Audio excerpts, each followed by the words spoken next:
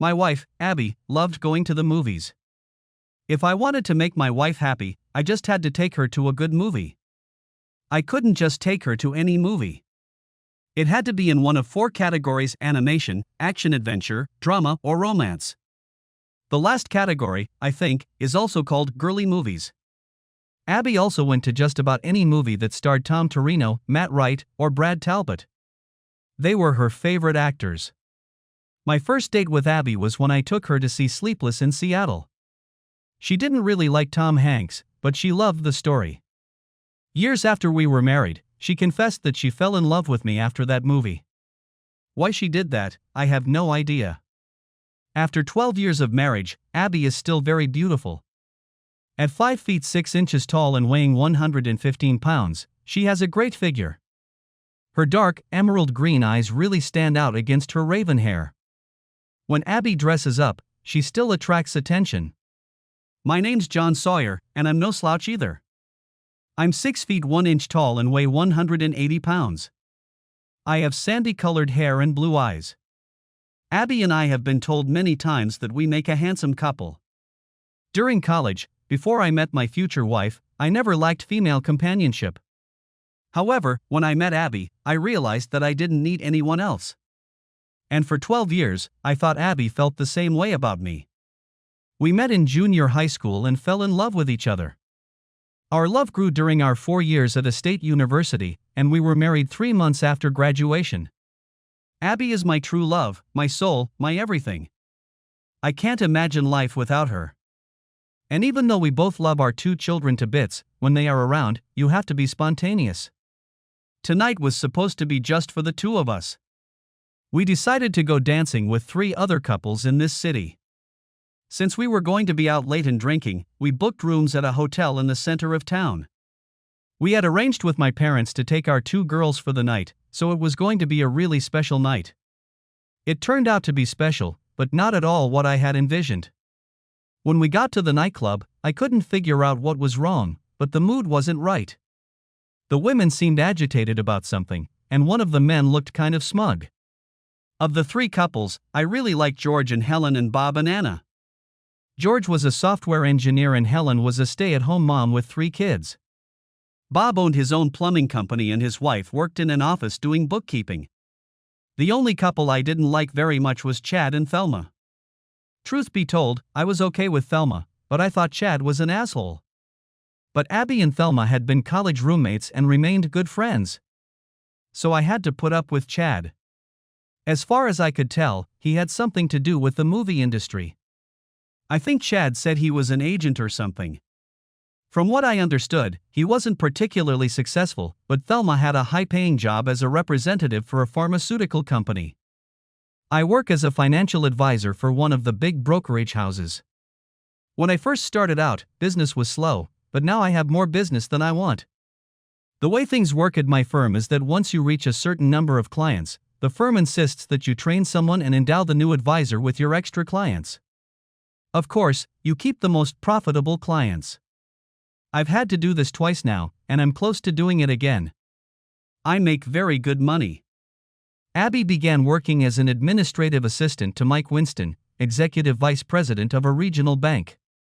When our 2 girls were born a year apart, Abby became a stay-at-home mom until Stacy, our youngest, went into 1st grade. One day Mike called her and explained that he had been promoted to president and asked if she wanted to work for him part-time. Abby asked me, and I advised her to say yes. If you think I made a mistake letting Abby go back to work and now she's sleeping with her boss, you'd be dead wrong. Mike is 62 years old, bald, but more importantly, completely devoted to his wife and 5 children.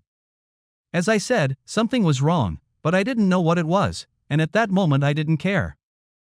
I was looking forward to an evening of dancing with my wife and a whole night of lovemaking afterwards. We moved around the hall as we knew several other couples. If you go to dances often, you can meet some very nice people. One couple turned out to be an old college friend, Fred Abbott, and his wife Brenda. I stopped to talk to them while Abby and the others walked to our table. I was about to join my wife, as the music had just started. But there was a commotion at the door. The crowd gathered at the entrance and then parted. Brenda gasped. "What's the matter?" asked Fred. "Don't you know who that is?" Brenda's breath caught. I looked around and saw an extremely handsome man. He was only about 6 or 7 feet tall, but, as a woman would say, he was gorgeous. Both Fred and I expressed our ignorance. "That's Brad Talbot," she marveled. "He and his fiancée, Rita Summers, are two of the hottest stars in Hollywood." "Oh yeah," Fred said and looked past Brad. "I wonder if Rita Summers is here too." "John, on a scale of 1 to 10, Rita is at least 15. Brenda playfully slapped her husband on the arm. "You might want to think about that." As I looked at Brad, I recognized him. He was one of my wife's favorite actors. I wondered if I could get his autograph for her. But what happened completely stunned me. Brad came over to our table and asked my wife to dance. She didn't hesitate, jumped up and danced with him for the next 4 songs. I walked over to the table and sat down, totally pissed off. My wife didn't even ask me if I minded her dancing with someone else. When the 5th song started, I was about to join in, but Chad's glass fell to the floor. When he reached out to pick up the broken glass, he had a bloody hand. "John, please help me with this," he asked. I looked at the dancing wife and then at Chad. I should have just gone to my wife, but instead I followed Chad to the men's room. However, when I got there, the cut was quite minor. Nevertheless, I helped him clean it and wrapped it in a paper towel. When I returned to the table, I caught a glimpse of my wife leaving with Brad. I went after them. Chad followed at my heels, and as we walked out the front door into the parking lot, I saw Abby getting into the car with Brad. I started running to catch up to the car. I only had time to see Brad kissing Abby's hand and her laughing at his words before Chad knocked my legs out from under me. I collapsed to the ground, but I got up immediately. "What's the matter with you?" shouted I. "Brad's just going to take your wife for a ride," he said with a smirk. Thelma appeared a few seconds later. "This is a dream date for Abby." She told Chad and I how much she liked Brad, and we agreed that he would ask her out. "It's my fucking wife!" I screamed. "You didn't think I should know that?" "Abby told us you'd say no," Chad said with a smirk. "Just go with the flow." "Fuck you, go with the flow," I yelled, swinging around and hitting Chad right on the bridge of his nose. The sound with which it broke was the only pleasant event of the night. Thelma then pounced on me, throwing punches and trying to kick me. Luckily for me, Fred saw what was happening and came out to follow me. He quickly picked Thelma up and sat her on the other side of him. "He attacked my husband," began Thelma screaming. "No, he didn't," Fred said calmly. "You two attacked him first. He was just defending himself." Thelma became furious and called 911. The police arrived about 10 minutes later and began taking statements. Fred stuck to his story, and I told the same, adding that Chad had knocked my legs out from under me first. The people who gathered after the riot started only saw Thelma attack me. They told the officers that they saw me just trying to get away from her. Chad and Thelma were eventually arrested. By the time the police left, I was devastated. I returned to our table and saw that both women were smiling. "Where's everyone else?" asked Helen. "Chad and Thelma were arrested for assaulting me," I replied, struggling to contain my anger. "Abby left with Brad and seemed pretty happy about it." "It wasn't supposed to happen," Anna said. "She should have just gone outside with Brad, taken some pictures, and then come back to the table." "My wife and Thelma apparently didn't tell you what the real plan was," I said, getting up to grab a drink. Fred caught up with me at the bar. "Are you going to be okay?" he asked. "I don't know what the hell is going on," I admitted. "Hopefully my wife just went for a ride with that movie star and will be back soon. When she gets back, we're going to have a very unfriendly conversation." "Listen, John," Fred said concernedly, "I don't want to start a fire, but Brenda told me that Brad Talbot is a raging womanizer. He seems to enjoy betting married women. I hope it's not Abby, but I think you should prepare for the worst." My heart dropped into my stomach. I didn't know what to do. But I told Fred that I would be okay. Before returning to the table, I tried to call Abby on her cell phone. It immediately went straight to voicemail. When I sat down at the table, the atmosphere was very awkward. The wives looked very ashamed and their husbands looked furious. I kept trying to reach Abby without success. Finally, the other two couples said they were going back to the hotel. I told them I would stay for a while to see if Abby would be back. I waited for half an hour before heading to the hotel. I waited there until 3 in the morning, calling Abby's phone every 10 minutes. Finally, disgusted to check out, I headed home. I got there around 4 and sat down on the couch. I must have fallen asleep because I was awakened by the sun shining into our bay window. It was already 7 in the morning. I checked our bedroom, but Abby wasn't back yet. Then I checked my phone, but there were no messages from Abby. So I went to my computer and opened our Facebook page. It was filled with pictures of Brad and Abby leaving a nightclub, pictures of them walking to his house, pictures of Abby entering Brad's house on his arm. I searched Hollywood sites and they were all blown away by Brad's latest conquest of a married woman. At this point, I was beyond furious. I immediately called my attorney, and since it was Saturday, my call was forwarded to his home. Since I woke him up, he was not too happy to hear from me until I explained what was going on. He convinced me not to do anything until Abby came home and explained her behavior. Finally, around 11, the front door opened and Abby walked in with a huge smile on her face. The smile disappeared when she saw the look on my face. "We didn't do anything," Abby said immediately. "We just spent the night talking.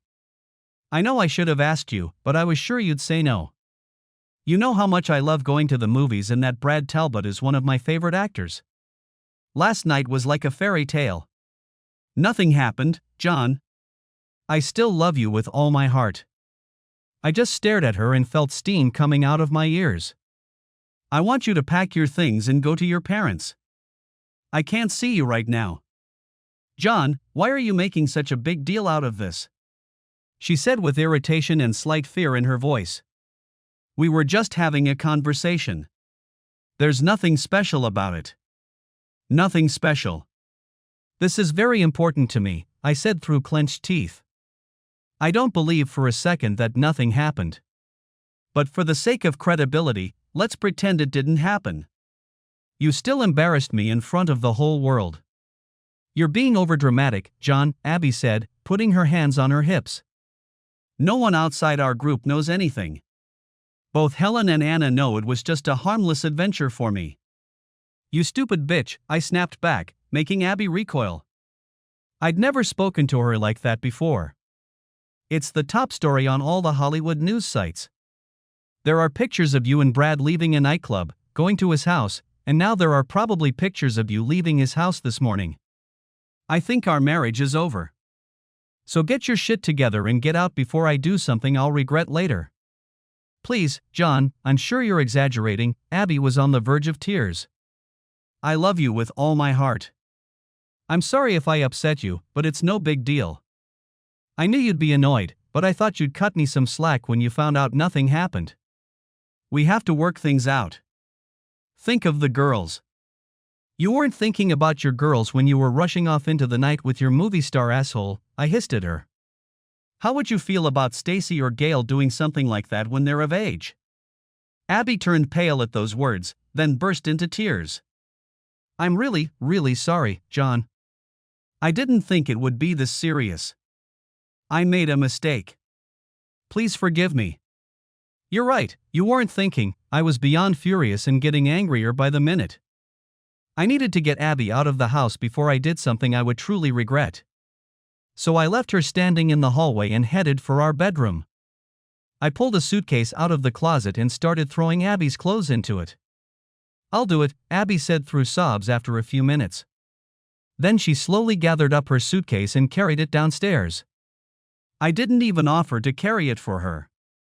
I waited until she was out the door before slamming it hard. I looked out the window to make sure she was gone. I saw her put her bag in the trunk and get into the driver's seat. Then she put her head down on the steering wheel and sobbed. I wanted to get out and comfort her, but I was mad as hell. After about 20 minutes, she started the car and drove away. I immediately called the parents and explained to them what had happened. I asked if they would keep the girls for a while longer. And if Abby showed up, to tell her I had them. They agreed. After that, I was left contemplating the ruins of my marriage. I started going over everything in my head.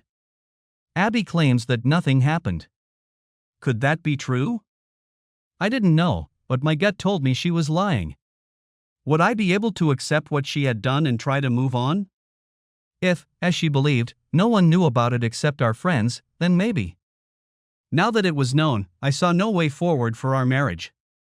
I desperately wanted to get back at both of them, but I couldn't think of a way to do it. I cried for at least an hour, pounding on walls and doors.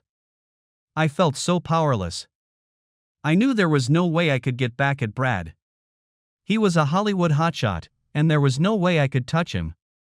And I knew the divorce would hit my finances, but if it came to that, I was prepared to work from home and sue for full custody of the girls. Since I was obviously the more stable of the two parents, I felt like I had an excellent chance at that. I don't think Abby gave any thought to the fact that she might lose the girls because of her actions. But the thought of the damage a divorce would do to my daughters made me sink lower and lower. Around 1 o'clock in the afternoon, I was just making coffee when my phone rang. Still, the media hadn't gotten my phone number, but I knew it wouldn't be long. "Hello," I answered the phone. "This is John Sawyer and your wife's name is Abby," a female voice asked me. "Look," I snapped back, "I'm not in the mood to talk to some reporters." There was a soft giggle, a little like the tinkling of bells. "Good," said the voice, "I hate talking to them, too." "Who is it?" I asked, already ready to slam the phone down. "My name is Rita Summers," she replied softly. "I believe you've already met my fiancé, Brad Talbot?" "Yeah, I know that asshole." I didn't know where this conversation was going, but I wanted to get it over with as soon as possible. "Do you love your wife?" asked Rita. The question seemed to come out of the blue. I sighed. Despite everything my wife has done, I still love her. However, after everything that has happened, I don't think there is any chance of saving our marriage. I just can't accept what she's done. If I could offer you, hopefully, a way to save your marriage and also save my relationship with Brad, would you be interested? My heart began to beat irregularly. I had to sit down and think. Finally, I answered, "Yes, I would like to save my marriage, but I just don't see a way to do it." There was a soft giggle again, followed by a sigh. "I've been in love with Brad for a long time. We've known each other since we were kids. He, like me, came from a very dysfunctional family. His father was a womanizer and as a result his mother hated all men. She showed Brad absolutely no love. Nothing he could do ever pleased his mother. He had slept with married women many times before. I think it's Brad trying to get the love his mother didn't give him. Anyway, I come from a similarly dysfunctional family. Only in my family my mother was a drunk and my father abused me. Back then, Brad was all I had, and I loved him to the core. But then he left when his mother divorced his father. I cried for weeks. We met again in Hollywood after we were both successful. I had heard stories about Brad and was very hesitant to start a relationship with him. But as soon as we saw each other, we fell in love again. And when we got engaged, he promised me that the married woman story would be behind us. When I asked him about your wife, he claimed nothing had happened. I have no way of proving it one way or the other. But right now, the thought that I might lose Brad is driving me crazy. Yeah, my wife told me nothing happened either, I admitted. And the thought that I might lose her drives me crazy, too. Do you believe her? No, I don't. Neither do I. I know Brad, and it would be totally out of character for him to take a woman into his home and do nothing. But I suppose stranger things have happened. Still, I'm assuming that something happened. So I want him to understand the pain he's caused me, and I want your wife to understand the same.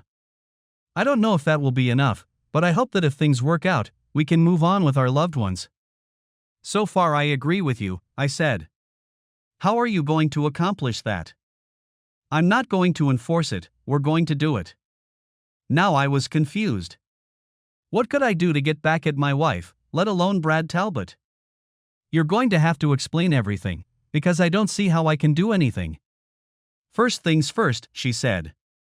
To maximize the effect of what I want to do, I need you to slowly begin a dialogue with your wife about a possible reconciliation. I'm going to do the same thing with Brad. I'm not talking to him right now. I think in 2 or 3 weeks I'm going to start talking to Brad, and you need to let the wife move into your house around that time. I'll let you know when. You will still keep your distance and should not sleep with her. Why would I let her in the house? Because once she gets home, we'll have dinner together and I'll explain my plan. I still have a few more parts of my plan to think about. I still wasn't sure about it, but I didn't have any better ideas, so I decided to act. The first thing I did was call my parents and told them I would pick up the girls in half an hour. Then I called my administrative assistant Joni and told her I would be working from home for the next week. I could tell from her voice that she already knew the story about Brad and my Abby. She was very sympathetic and told me to let her know if there was anything she could do to help. Finally, I called Abby's parents' house. Abby's father picked up the phone and was very apologetic. He had seen some of the news reports and was shocked. But he was very relieved when I asked to speak to Abby. She burst into tears on the phone.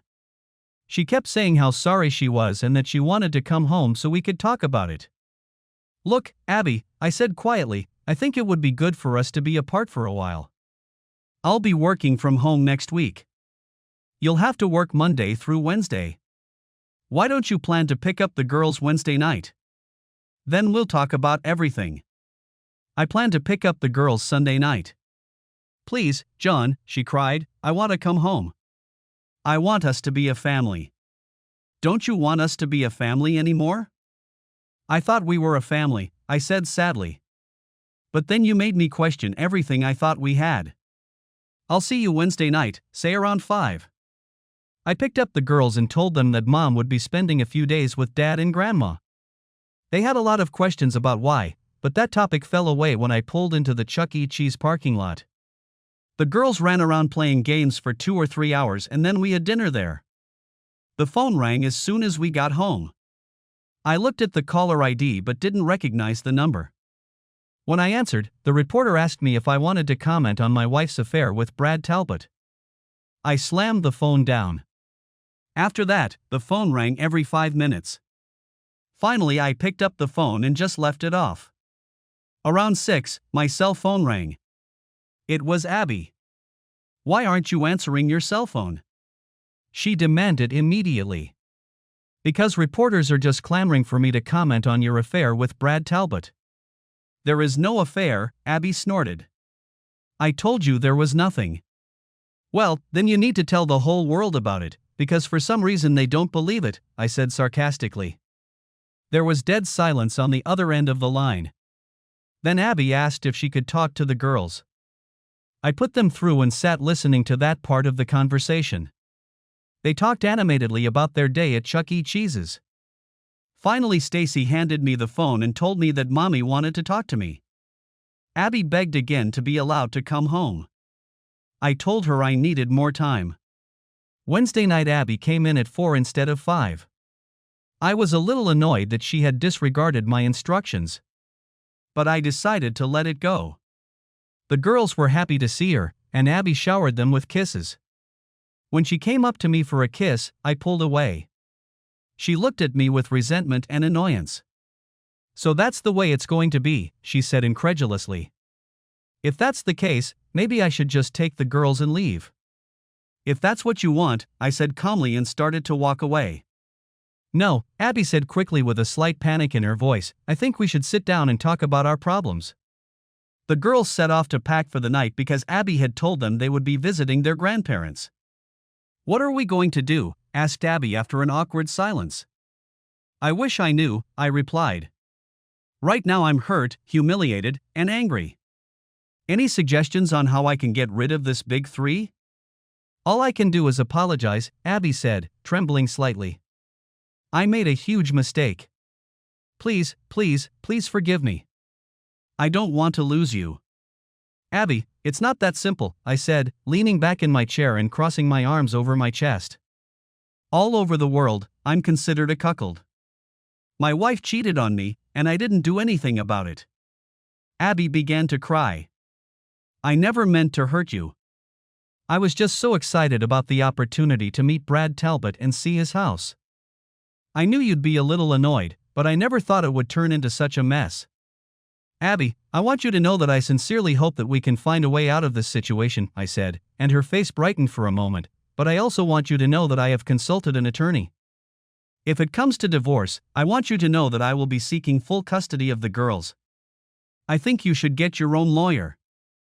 I don't want a divorce, she began to cry. And I won't let you take my girls away from me. Abby, I'm not saying we're getting divorced, but I think we need to think about the worst case scenario. And I'm not trying to hurt you, I lied. But I think you need to keep in mind that with your recent notoriety, the courts may view my custody petition very favorably. Please don't do this, Abby begged. I'll do anything to get us back together. Why don't we just keep talking, I suggested. In fact, why don't we have lunch next Sunday when you hand the girls over? Suppose I decide to keep the girls, she said with a flash of anger in her voice. I don't like passing them back and forth. I don't think it's good for them. If you do, I will have no choice but to begin divorce proceedings immediately. And remember, you have sullied your name. I don't think the courts will look favorably on you. At that moment, all the strength drained out of Abby. I'm not going to do this. I don't want a divorce. At the beginning of the second week, I returned to my office. My assistants were very responsive. Some of my clients, not so much. Two in particular thought it was very funny and started teasing me. I politely asked them to drop the subject, but they continued to tease me. I had had enough. I told them I was severing our relationship and moving their portfolios to another office. Even though both tried to apologize, I told them our relationship was over. My clients found out about it, and there was no more talk of my wife and Brad. Around 2 o'clock in the afternoon, I got a call from Rita. Do you have plans for tonight? She asked. When I said I didn't know, she replied, good, because at 7 o'clock you have dinner with me in the Zoom room. Tie and jacket required. Then she hung up. I was a little surprised when Rita told me she had a reservation at Zoom room. It's the most exclusive restaurant in town. It usually takes a year to get a reservation, and it's incredibly expensive. I arrived at 7 and was directed to a private dining room at the back of the restaurant. There was only a table for two, but the room was richly decorated. There was even a velvet couch. Scenes of possible actions that took place on that piece of furniture flashed through my mind. About 5 minutes later, the door opened and I saw Rita Summers. Jumping to my feet, I realized that she was literally taking my breath away. I had no doubt that the restaurant would have stopped when Rita walked in. I estimated her height to be about 5 feet 4 inches or so. She had long blonde hair, soft brown eyes, and a figure that was impossible to part with. But it was her smile that drew you in. It made you tremble. No way in hell could I imagine why Brad would cheat on a woman like that. Can I call you, John? She asked, sitting down across from me. I nodded and asked, what should I call you? Rita, of course. A soft giggle made me smile. We ordered drinks and sat around talking for a while. I told Rita a little about my work, but mostly I told her funny stories about my girlfriends or myself as an awkward teenager. Then the waiter came back and took our order. I didn't want to pressure Rita, but I couldn't wait to find out what she was up to. I desperately wanted to save my marriage, but I didn't know how to do it. When we finished eating, she leaned back in her chair. First of all, John, Rita said with a sad smile, this whole mess was started by that nasty snake Chad Tompkins. He fancies himself a movie agent, but he's really nothing more than a pimp. He sets gullible men and women up to be movie stars. You wouldn't believe how many people, especially married women, get into bed with movie stars with Chad's help. You're talking to someone who knows firsthand, I said, frowning. However, I didn't know exactly what Chad's job was. At least I was able to get him arrested. Really? Rita's eyes shone. That's good news. But you shouldn't be too hard on your wife. I believe that Brad might have been bewitched by Mother Teresa. As you know, your wife is not the first married woman to fall under his spell, but I intend to make her the last. And if I fail to accomplish that, what I am offering will at least make up for the damage they have done to us, to him and your wife. I cannot promise that when my plan is realized, either of us will still be with our lovers. However, no matter what, we will have the satisfaction of not being left out of the betrayal. I was somewhat taken aback by Rita's willingness to give my wife an indulgence. But I was very happy to hear that there would be a price to pay. Now I just wanted her to tell me how we were going to do it. What exactly are you suggesting? I asked. Before I get to the details, I want to say that you are a very handsome man. You are also quite charming. I think your wife was foolish to jeopardize your marriage. Had we met under different circumstances, I would have been very interested in you. That's very nice of you, but we both know we're traveling in completely different worlds. And you're awesome, but even more so, you're a compassionate person. You are very kind. You're right about our two different worlds, of course, but that doesn't change the fact that I find you very attractive. Thank you, was all I could say, because I wanted to know the plan. So, what do we do next? Within the next 2 weeks, I intend to become your client. I'm sorry. I don't understand. A customer? Yes, you do give financial advice to your clients, don't you? Said Rita with a smirk. Yeah, sure. I still didn't understand where she was going with this. Then I intend to invest in you, she said simply. However, we will have to have 3 or 4 meetings to discuss the arrangements. I think 4 would be the ideal number. 2 of these meetings will be in your office, and 2 will be during lunch. I'll pick the locations. Okay, I said, still not sure why I wanted to do this. I can open an account, but you'll have to put in at least $10,000. Oh, I intend to put in a lot more than that, she said, smiling wider. In the meantime, you will not tell your wife that I am your client. You will continue to meet with her and discuss reconciliation. After 2 weeks, you will allow her to move home, but you will not sleep with her. On October 15th, you and your wife will attend the Reading is Crucial Gala. This is a charity I helped found and have been involved with for 5 years. Most people don't associate this charity with me, and I like that. I participate in the event every year. I usually don't participate this year because I was at the last gala. However, this year I will be there, and you and your wife will be there too. Okay, I was with you before the fundraiser. I know for a fact that tickets to that event are $20,000 each. I can't justify spending that kind of money. Rita giggled again, then smiled. Goosebumps ran from the top of my head to my toes. Your tickets will be free. You'll just tell your wife that a client gave them to you. I still don't see how this is going to accomplish anything. I was getting frustrated. You see, John, part of the night's entertainment is the escort auction. An escort auction? Not that kind of escort, she chuckled again. We put willing men up for auction among the women present. The woman or man who offers the highest price for a particular man gets to put some sort of slave collar on him. The men are then at the mercy of the women who paid for them, Rita said with a laugh before continuing.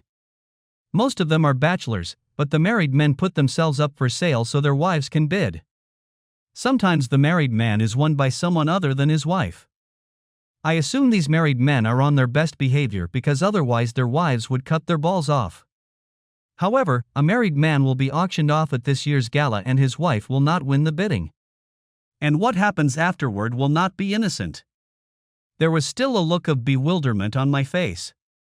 Rita laughed and patted my hand. You are the married man who will be auctioned off. And I'm the one who will win the auction. So you just have to rent a tuxedo, buy your wife a new dress, and be my guests. It suddenly dawned on me what Rita was up to, and it was glorious. Both Brad and Abby had to feel what it was like for us. Sure, I realized it was all a show, but still, spending the night with Rita Summers while everyone assumed the worst would balance the scales in many ways. It would take the horns off me as a cuckold and put them on Brad. In addition, my wife would feel the pain and humiliation that I felt. Then maybe we could have sat down with a counselor and put all of this behind us. The following weeks flew by very quickly. I have to say that when Rita first came into my office, I thought all the girls there were going to shit their pants. Our lunch meetings were held in very private restaurants. I didn't understand why we held these meetings in secret. Everything important could be discussed in my office. Most of the time we just told each other stories. They were fun lunches and I learned a lot about Rita and Brad. She really loved him. And she would be heartbroken if they broke up, but she was willing to leave him if he kept acting the same old way. The week before the gala, I let Abby come home. However, I told her I would sleep in the guest room. She took offense, but didn't insist. The Wednesday before the gala, I came home with the tickets and Abby's eyes lit up. She started raving about all the celebrities who would be there. Then she scolded me for spending that amount of money. It didn't cost me anything, I told her. One of my clients asked if I could use the tickets. I thought it would be a fun evening. By the way, I think you should get a new dress for tonight. Something sexy. Abby was floating on a cloud. I almost felt sorry for her. But then I remembered the night I'd thought it would be a magical night for the two of us, and I'd been made a fool of. It was time for her to feel my pain. When we arrived, there were already about 500 people gathered there. When we checked in, there was a table where you could sign up to participate in the auction. I saw a line of men filling out forms. There were 5 very good-looking men in line, and I turned to Abby. "What do you think, Abby?" I asked innocently, pointing to the table.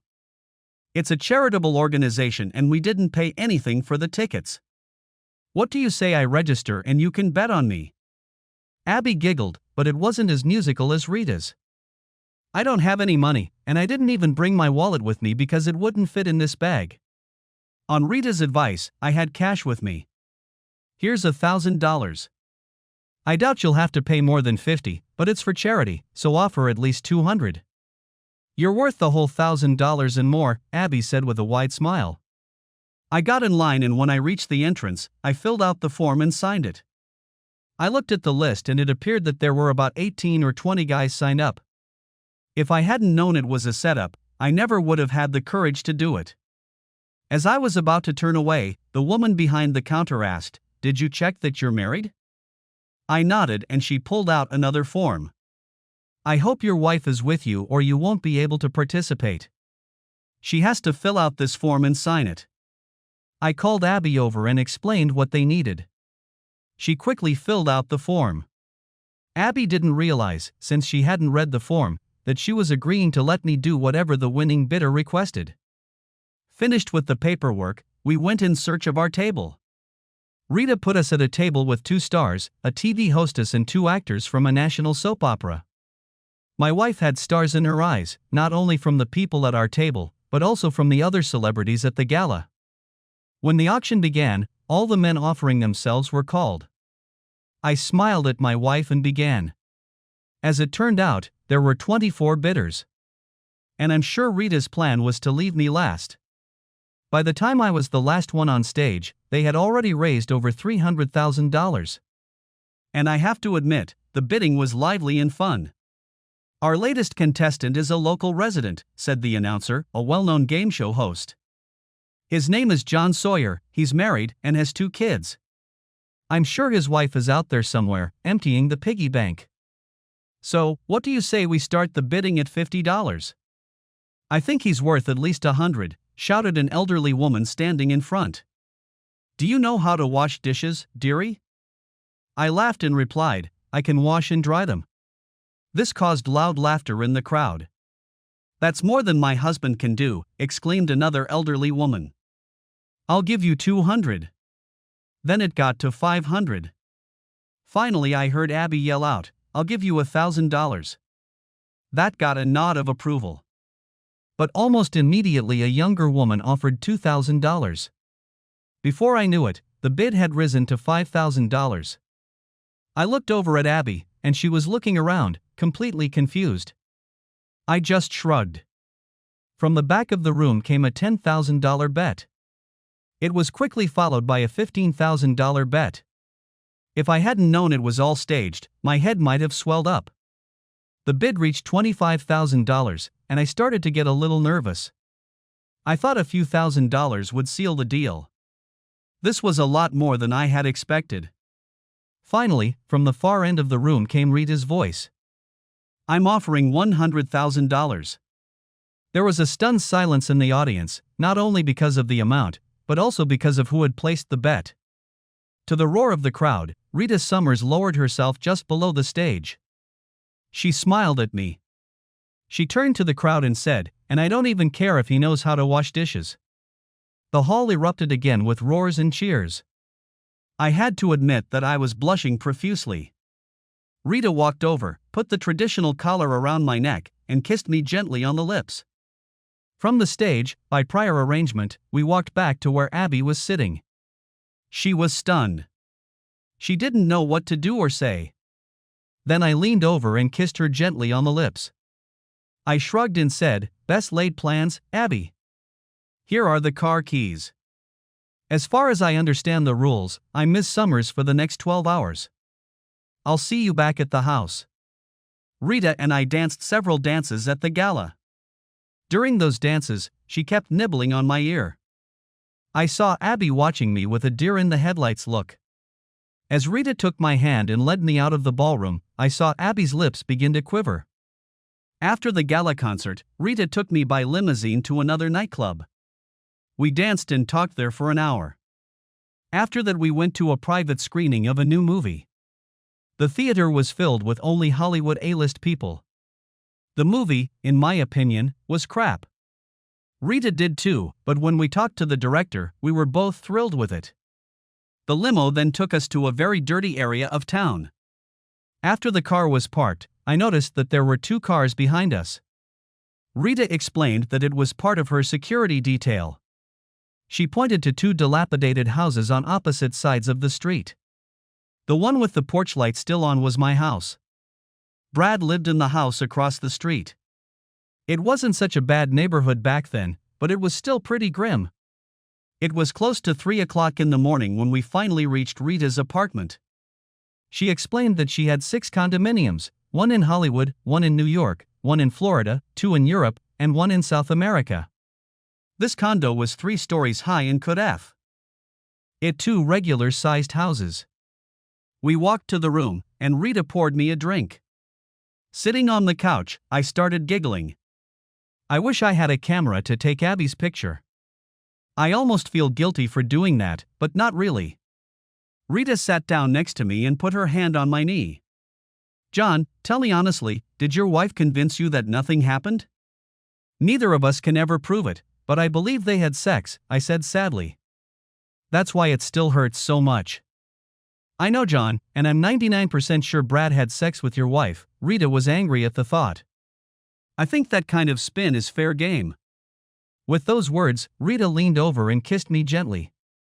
I was stunned by this suggestion. I just assumed that we would go to Rita's house and sleep in separate rooms. Everyone would assume we slept together, but we would know the truth. Now she was offering herself to me. It didn't take me long to make up my mind. Probably if I had been a better man, I would have said no. But I was still hurt by what my wife had done. Besides, who in their right mind would turn down the opportunity to sleep with Rita Summers? We kissed on the couch for about 20 minutes.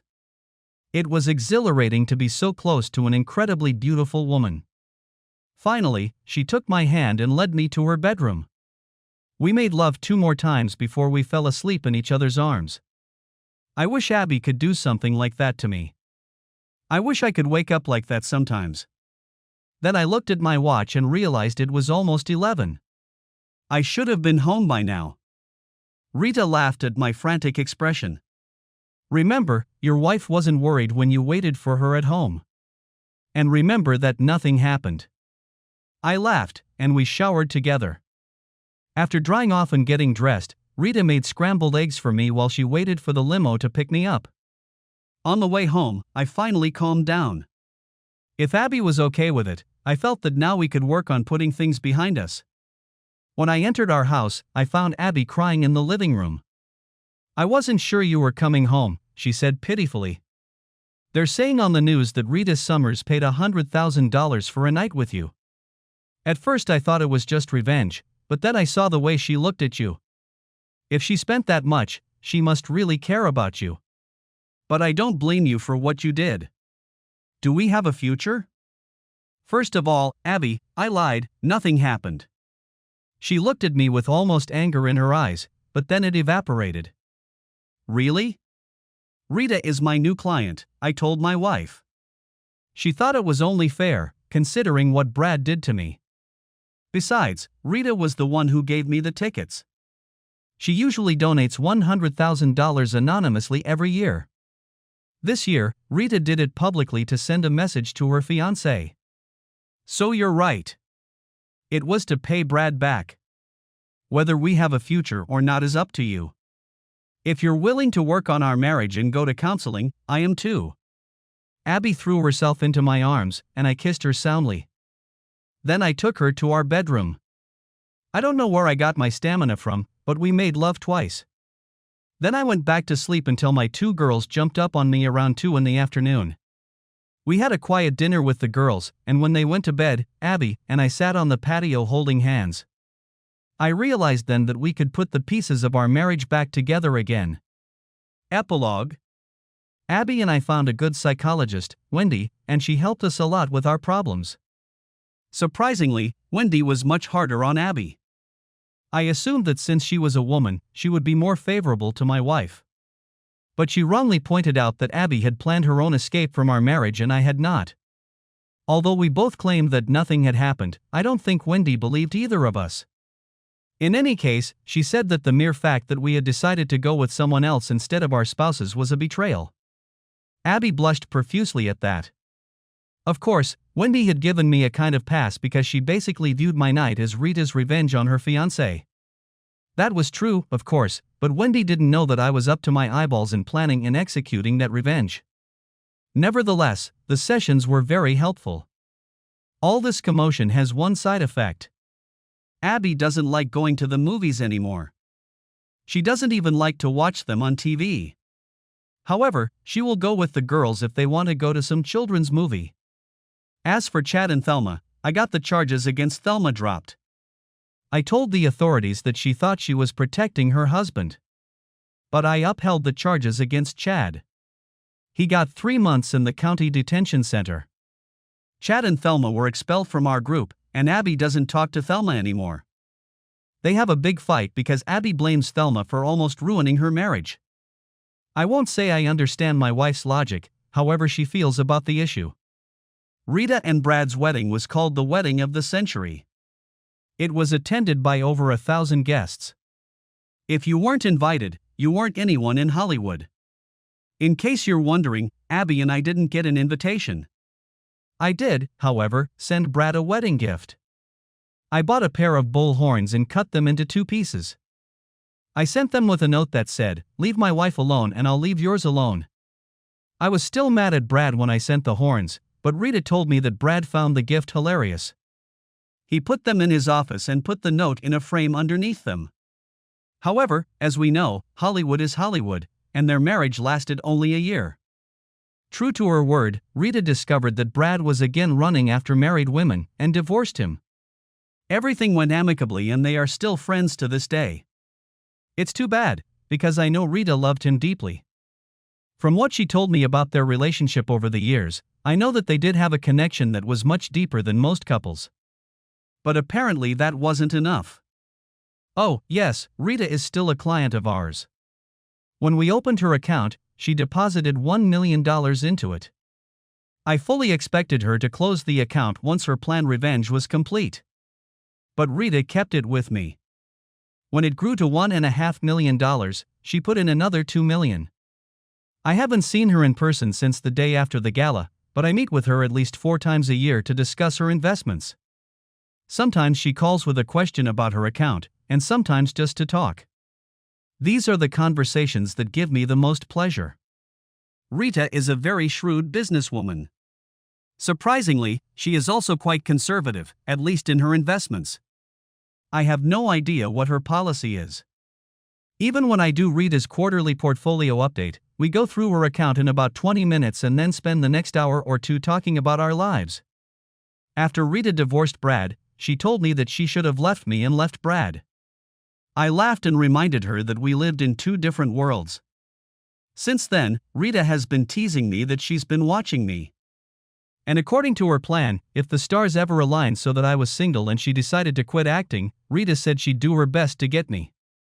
I know she's just kidding, but it's a nice fantasy to keep in your head.